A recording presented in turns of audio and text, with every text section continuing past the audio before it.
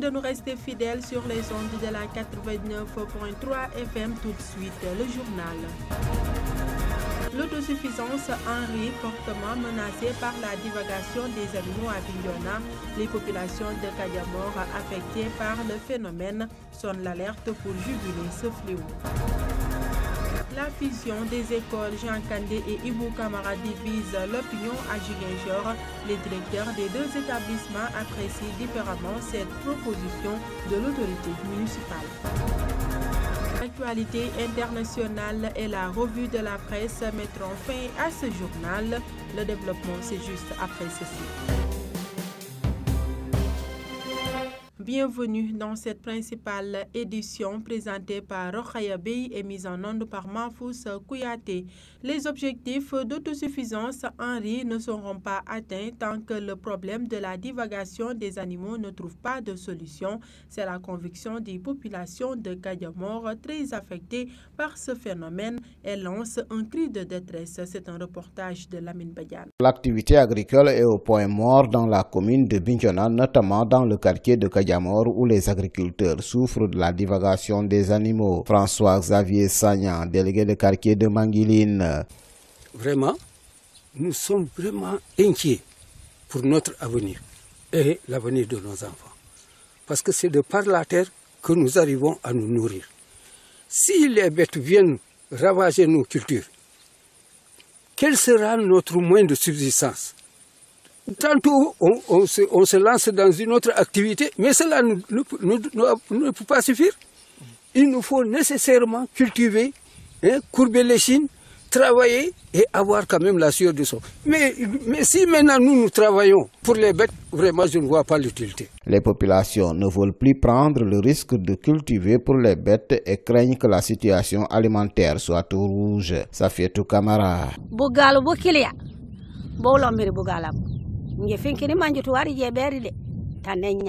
Nous sommes vraiment fatigués. Moi, je ne sais pas si j'aurai quoi manger cette année. L'autorité ne nous aide pas. Mais est-ce qu'il va nous donner de quoi manger? Moi, je suis une veuve et j'ai perdu mes enfants qui pouvaient m'aider. Comment nous allons faire pour nous nourrir cette année? C'est vraiment difficile pour nous.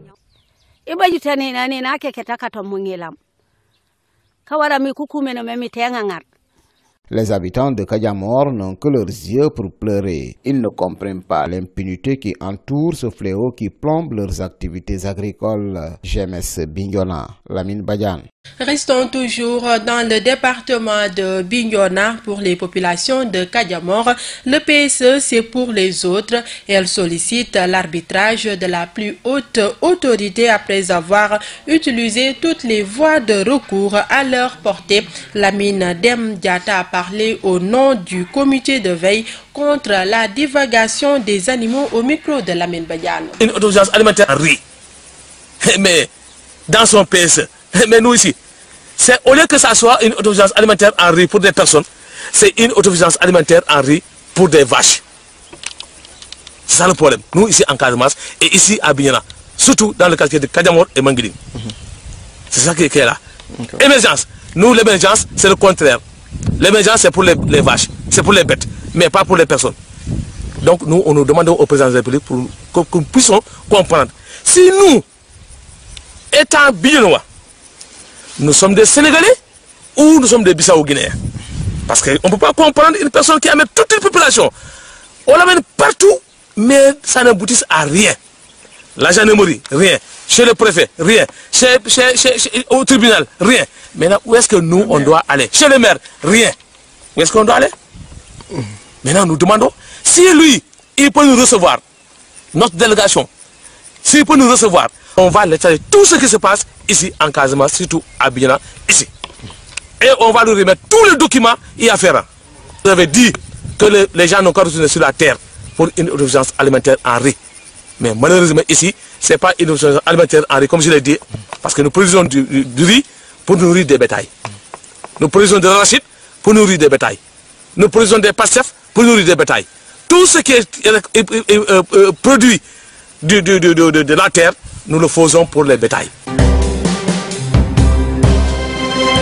Et éducation dans ce 13h30, les écoles Ibou Camara et Jean Kandé vont être fusionnées pour mieux faire face aux inondations qui créent des conditions d'études difficiles dans ces établissements. L'annonce a été faite par les autorités municipales de Ziguinchor qui ont émis l'idée de délocaliser l'école Ibou Camara pour la fusionner avec Jean Kandé. C'est un reportage de Mohamedou Salif Ndiaye. Pour mieux lutter efficacement contre les récurrentes inondations qui sévissent dans les écoles élémentaires de Jean Kandé et Ibou Camara, les autorités municipales de Ziguinchor ont émis l'idée de fusionner ces deux établissements. Ainsi, l'IEF de Ziguinchor, qui approuve l'idée, estime que ce projet va contribuer à régler le problème de submersion dans ces écoles.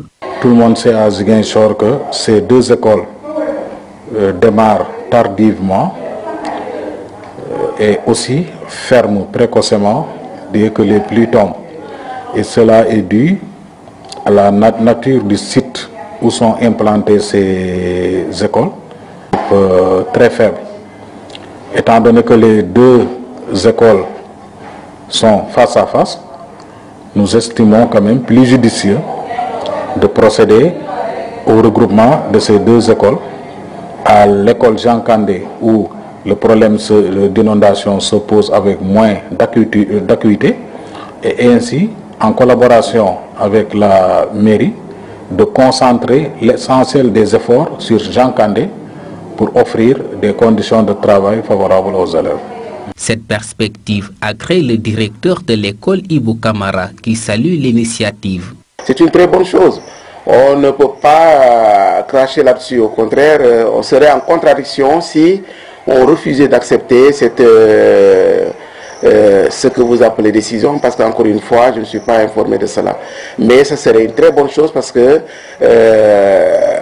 c'est une manière pour nous de se faire une idée vraiment favorable, dire que au moins ce tapage qui a été fait a été perçu par les cibles. En ce qui concerne le directeur de l'école Jean Kandé, il approuve la réhabilitation de ces établissements, mais plaide pour le maintien de ces deux écoles.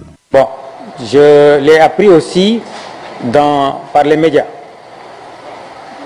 Officiellement, je ne suis pas encore saisi, mais si on va fusionner pour reconstruire, sinon réparer, disons, l'autre école qu'on a abandonnée, j'accueille la nouvelle avec beaucoup de joie.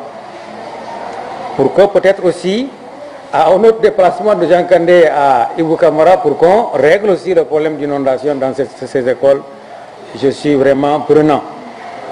Maintenant, si ils pensent qu'en réunissant les deux écoles, c'est pour simplement abandonner Ibou Camara et qu'on n'en parle plus, là je ne suis pas du tout d'accord.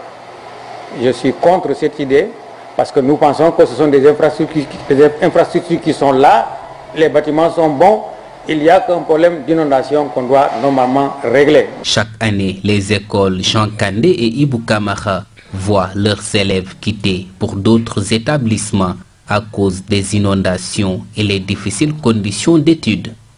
Restons toujours dans ce même registre. Éducation et entrepreneuriat sont désormais indissociables dans l'enseignement. Ainsi, les élèves vont être orientés vers l'entrepreneuriat dès la 6e afin qu'ils puissent s'autonomiser dès leur sortie de formation. C'est pourquoi les inspecteurs et principaux des collèges de la commune de Ziguinchor se sont réunis au CRETEF pour une section de formation sur ce projet appelé Apte. Compte rendu Eva Sagnam. Les inspecteurs et les principaux de quelques établissements de Ziguinchor sont en formation depuis 3 jours sur l'entrepreneuriat en milieu scolaire. Ceci pour permettre aux élèves d'être autonomes une fois diplômés. Si tout se passe comme on l'a prévu, je crois que nos élèves auront moins de difficultés à pouvoir peut-être trouver du travail. Et peut-être autre chose également, il y a beaucoup d'élèves qui croient que certains métiers c'est dévalorisant par rapport à un niveau d'études, alors que non. Il faut exploiter la terre par exemple, exploiter certains métiers et on se verra qu'on deviendra son propre entrepreneur, on monte sa propre entreprise, mais on est même mieux outillé, mieux payé qu'un salarié. Donc les gens pourront se gérer eux-mêmes et puis voilà, on cessera donc de crier sur le gouvernement, n'a pas, bon, le taux de chômage ça va diminuer, voilà, parce qu'on ne peut pas donner un travail du bureau à tout le monde, c'est pas possible. Et parfois même ce travail-là il est plus valorisant d'un point de vue financier que certains travaux de bureau. Cette nouvelle stratégie est bien appréciée par Ndeye Marietou Ndiaye, qui se voit déjà dans les habits d'entrepreneur. À la sortie de la formation, si je travaille, je veux travailler dur et dur, et pour avoir de l'argent. Je veux travailler pour moi-même, je ne veux pas travailler pour une personne, je veux être ma propre patronne. Oui, c'est très important. L'entrepreneuriat sera désormais dans les programmes scolaires dès la classe de 6e, afin d'inculquer aux élèves les bases de l'estime de soi et de l'autodépendance. Le projet APT étale ses tentacules. Cette initiative vient orienter et renforcer les capacités des inspecteurs et autres chefs de circonscription dans la mise en œuvre de la nouvelle orientation, à savoir l'entrepreneuriat en milieu scolaire. Madame Fatou Cissé Diédiou, secrétaire générale à l'IA, revient sur la pertinence de cette formation, toujours au micro de Eva Sagna. Le projet APT, c'est un projet d'amélioration des performances de travail et d'entrepreneuriat en milieu scolaire. Donc c'est un nouveau projet qui est là et qui se projette pour former les enfants, nos élèves en entrepreneuriat. Et comme ils ont déjà formé les professeurs, ils vont ce séminaire-là est la suite et qui forme les gestionnaires du système. Quand je parle de gestionnaire, c'est l'IA que je représente ici, mais aussi les IF qui sont là, les 4 IF, Oussouye, Ziguinchor, Bignona 1 et Bignona 2, mais aussi les principaux de collège et les directeurs de centres de formation professionnelle qui ont été choisis par le projet. Donc, c'est toujours pour renforcer leur capacité à pouvoir dérouler, mettre en œuvre ce projet-là dans les établissements. Le projet a jugé juste de permettre à ces chefs d'établissement, à ces chefs de circonscription, d'être en mesure non seulement de comprendre comment va se dérouler le projet, mais aussi de faire le suivi dans le cadre des activités des projets dans les différents établissements. Nous nous sommes rendus compte que, en général, les enfants, jusqu'au bac, n'ont pas un projet d'avenir. Ils ne savent pas ce qu'ils peuvent faire ou ce qu'ils veulent faire. Donc, c'est des difficultés. Et souvent, l'orientation fait que quand ils sont orientés dans des filières où peut-être ils n'ont pas les aptitudes, ou bien que ces filières-là, ils ne se sont pas préparés à pouvoir les apprendre. Maintenant, on s'est dit, indépendamment de l'enseignement technique et de la formation professionnelle, mais aussi dans les CM, on va former les élèves dans les centres de formation, toujours les renforcer pour qu'elles aient un projet de vie depuis la 6e jusqu'en classe terminale. C'était Madame Fatou Cissé Diédiou, secrétaire générale à l'IA, qui s'exprimait au micro de Eva Sagna. L'actualité internationale de ce jeudi 16 novembre 2017 nous mène au Nigeria, au Centrafrique et aux États-Unis. Synthèse de Sunkaro Tamba. Au Nigeria, dans un nouveau rapport à charge contre les autorités nigérianes, Amnesty International dénonce des expulsions forcées des populations riveraines de l'État de Lagos. En détresse, ces populations, environ 30 000 personnes ont été chassées des quartiers d'Otodogamé et de Lubirin. 11 d'entre elles ont été illégalement tuées et au moins 17 autres ont disparu lors d'expulsions violentes des forces de sécurité. Selon Amnesty, ces expulsions ne sont pas les derniers exemples d'une pratique en cours depuis plus d'une décennie dans le pays. Il y a eu usage illégal de la force et de la violence contre les personnes lors de ces expulsions. Il y a eu des informations selon lesquelles les acteurs de l'État, à savoir la police et leurs représentants, seraient complices de ces expulsions. Ozai Ijogo, directrice d'Amnesty International Nigeria, en dépit des plaintes des populations, le gouverneur de Lagos a indiqué que les démolitions réalisées au bord de l'eau visaient à enrayer la hausse du nombre d'enlèvements dans l'État. Prête attestant que les structures illégales servaient de cachette à des criminels. En Centrafrique, le Conseil de sécurité de l'ONU a voté mercredi à l'unanimité le prolongement d'1 an de sa mission de paix en Centrafrique qui sera renforcée de 9000 militaires et devrait être plus mobile et réactive. Ce renforcement de la MINUSCA avait été demandé par le secrétaire général des Nations Unies, Antonio Guterres, qui a mis en garde contre un risque de nettoyage ethnique dans le pays. En vertu de la résolution adoptée rédigée par la France, la force est autorisée à déployer sur le terrain 11 650 personnes, dont 2080 policiers et 480 observateurs militaires.